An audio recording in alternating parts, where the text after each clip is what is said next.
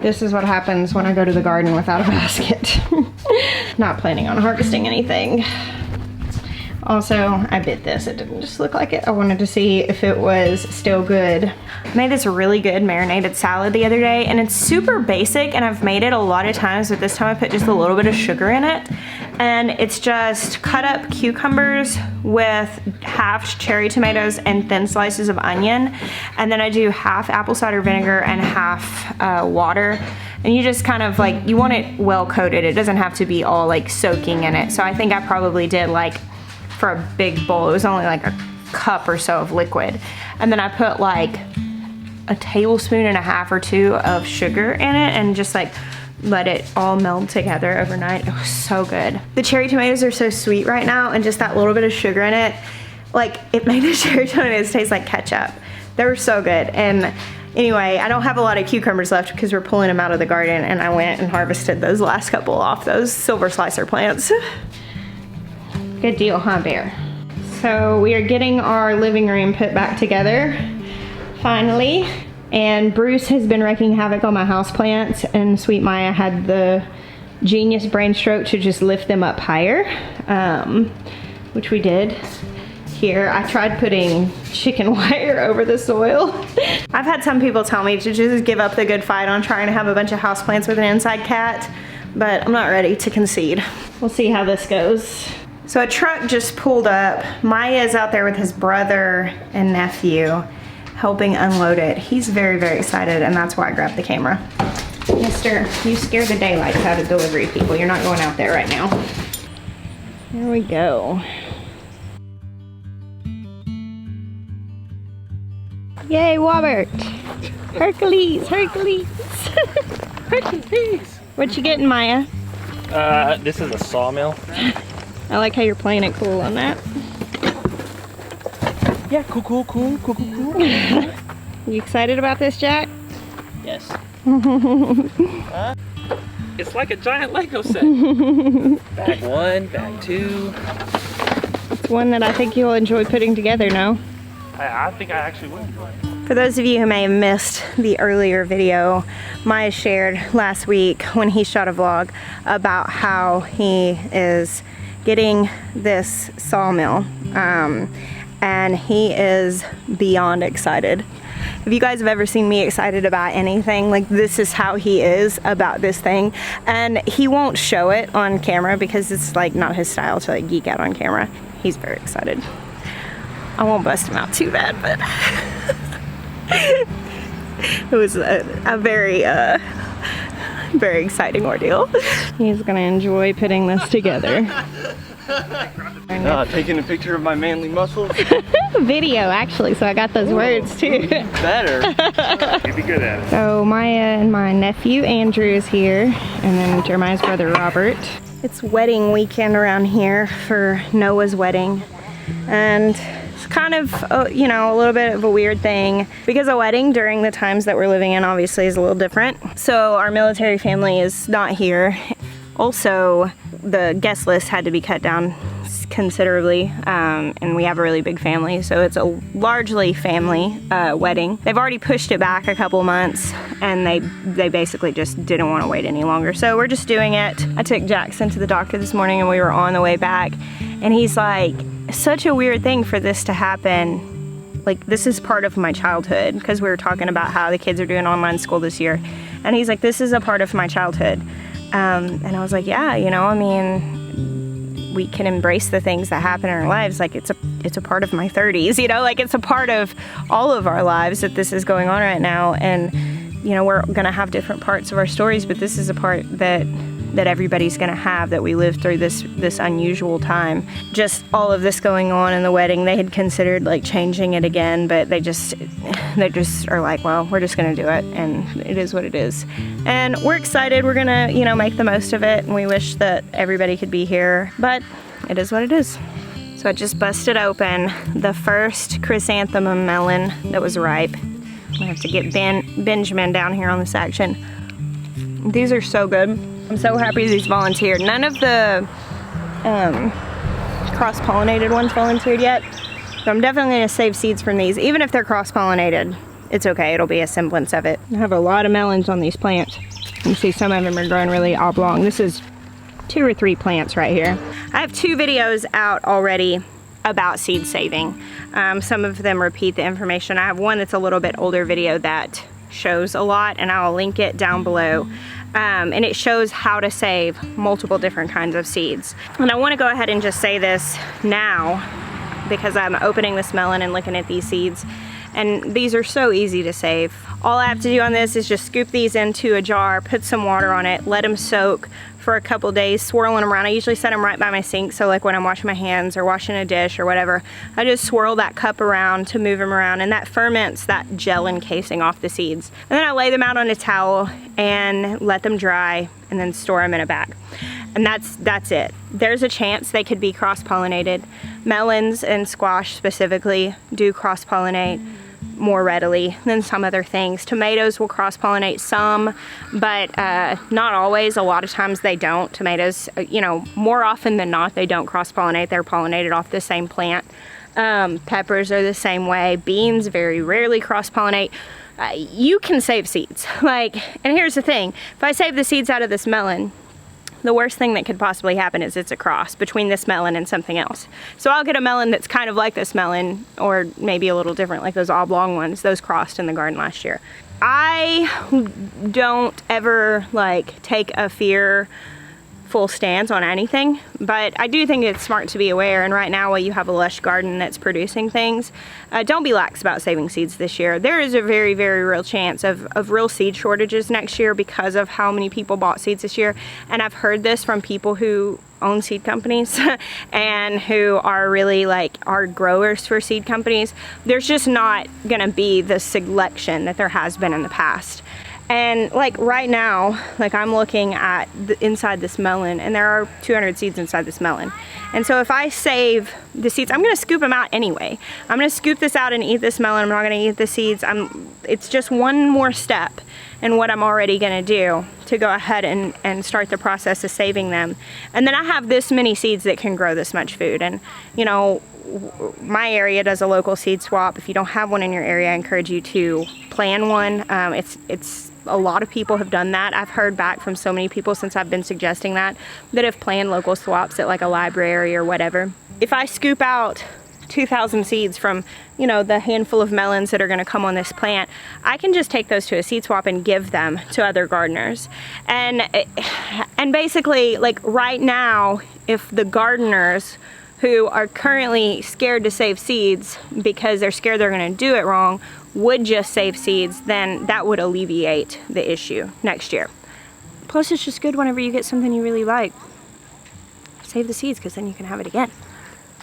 There's a lot of misinformation about saving seeds, and so many people are intimidated by it. So if you felt intimidated, don't feel bad. It's nothing to be intimidated by. Here I am going into more depth than I intended to. This is what happens. I always start talking and just can't stop. Even with hybrids, there's this idea, well, you can't save hybrids because people will say because their seeds will be sterile or, you know, whatever.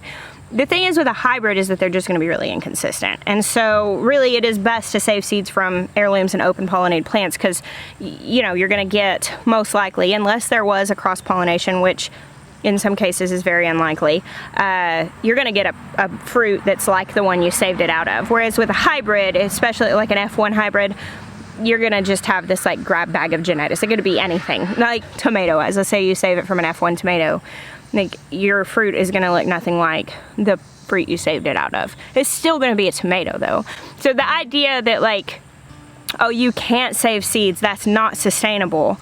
Well, I mean, growing a weird tomato or a tomato that's not what you hope for, it's still food. So if it came down to an actual emergency situation, you could save the seeds from an F1 hybrid. Now, I prefer to grow heirlooms and open pollinated hybrids just because I'm going to get a more consistent outcome from my seed saving from those, but I still grow a couple of F1 hybrids. Whereas the F1 hybrid parent plant may be super productive. If you save seeds, you might get a plant that's not as productive, or you might get a plant that has weird shaped fruits or thick skin, or they just don't taste very good or whatever. You just don't know what you're gonna get, but it still feeds you. The idea that it's not sustainable in the case of emergency, if there's genuinely an emergency, and you were genuinely in a place where you like really needed to save seeds to actually feed your family. Like you could save seeds, hybrid or not.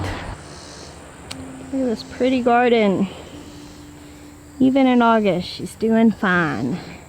I'm actually planning on saving a lot of these noodle bean seeds. Hey guys, so it's the next morning and I'm gonna kind of follow up a little bit on the seed saving thing and show you kind of a little bit of what I was talking about so you can have a visual thing if you're a visual learner. Definitely having fun, busy family time. The intern's here helping me with some tomatoes, getting these cored and scored. If you guys have missed this tip, all you have to do, if you're overwhelmed with tomatoes, cut the core out, score the bottom, put them in bags, and then put them in the freezer. And whenever they come out of the freezer, these are actually just going in the freezer for like a day. I'm hoping to can these maybe tomorrow. But the freezer step makes the skin slip off really easily and makes it where you don't have to parboil them. And it brings a lot of the juice out. And so basically I just take them straight from these bags, pull them out, pull the skins off, and I will take all of the like meat of them, put them in a pan and just heat it up. I don't boil it or anything. I'm just bringing it up to a warmer temperature, put it in jars and process it. And it makes it a lot faster than having to go through the step of boiling. The kids are in here watching VeggieTales with their cousin Autumn and her sweet baby. Ophelia! Hey baby girl! Hi! Hi! What is that big thing? The microphone on my camera is like really big and fluffy, so I'm sure it's kind of overwhelming. So I wanted to show you guys, this is the jar with the seeds from the melon that I was talking about yesterday. You can kind of see them floating here on the bottom. And this is just fermenting, and you can put them in any sort of container. I like to use a clear jar because then I can really see what's going on. And this only takes a couple of days. Now some of them are gonna float, and typically the ones that float are not good. And what you're looking for is for them to drop down to the bottom. And all I do is come and just kind of give this a little shake. You can get fermenting lids if you have a problem with like gnats or flies in your house and you don't want something attracting them, and you can put the fermenting lids on there. You don't want to put a solid lid on them. Fermentation can cause gases, and this is going to do a little bit of fermenting, and you don't want that to explode on your counter. It probably wouldn't, but just to be safe, don't put a solid lid on that. And if you can't remember, like I can remember a lot of things because I make videos of them, and so if I have to second guess, I'll just come back to the video. If I see some seeds on my counter, I'm like, what was that again?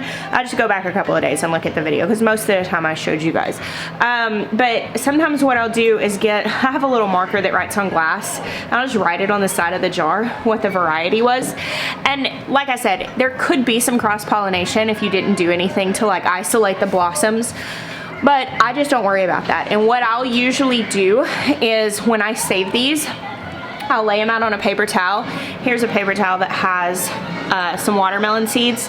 These are from an orange glow watermelon that the kids ate last night. This could be cross-pollinated. They were growing next to other watermelons, but I'm gonna save them anyway, because worst case scenarios, I'll get a crossed watermelon that's half orange glow and probably be pretty good. Still food. And so with these, they're not cased in gel the way the cantaloupe type seeds are, and so I don't have to soak these. So I just lay these on a paper towel until they're good and dry. And what I'll write on the envelope with these is I'll write saved from orange glow watermelon, saved from Kiku chrysanthemum melon, whatever, and then I'll put like not isolated or maybe crossed. That way it doesn't bother me to grow something in my garden that might end up a little surprise, but that way if I do share those seeds with someone else, they'll know that there could be a possibility of cross-pollination in those. So because it is disappointing when you think you're gonna get something in your garden and it turns out to be something different. So that's just kind of my way of making sure that I'm clearly communicating what those seeds are gonna grow or could grow. And like I said, I'm gonna put a link to those older seed saving videos if you want more information and a more clear explanation of these things and maybe some like visual showing you how to do it. But just so you know, if you're wanting to save seeds, you need to make sure that the fruit is fully mature. So like in the case of like these eggplants, I pick these eggplants young. They get even bigger and the seeds are going to continue to grow and mature. If I wanted to save the seeds off of this eggplant, I would have left it on the plant for like as long as possible. However, with like tomatoes, when we pick these, they're fully ripe and mature, so I can save the seeds out of these. And it's like that with just any fruit that you're picking. Like if you want to pick beans and you want to save the seeds, you need to leave them on the plant till they're dry, because those seeds at that point will be fully developed. If you're trying to save sunflower seeds, you don't pick it when it's a beautiful blooming sunflower. You wait until its head is hanging down and it's fully dry and those seeds are completely developed. With okra, you leave it on the plant till it's big and long. So if you're going to save the seeds, in a lot of cases, you have to leave things beyond the point that they're edible, which honestly, if you've been gardening very long, you know that that happens. I mean, like you're gonna miss an okra, it's gonna be inedible. A lot of times what I do when I accidentally let beans go too long or okra go too long or squash go too long, I'll just leave it on the plant until it gets big enough to save the seeds. I think I'm probably gonna have some more information about seed saving coming up, because I really do think that it is important right now. And I don't tell you this to alarm you, I tell you this to equip you right now while you have the option to do something about it. If you've got stuff growing in your garden, this is the time to start saving seeds and just be thinking about this, because it'll give you more options next year. Well, I'm gonna get to my cooking. Hey Jack, you say hello? I'm gonna get to my cooking this morning, working on some preserving. Thank you guys for hanging out with me last night, this morning. God bless you. Until next time.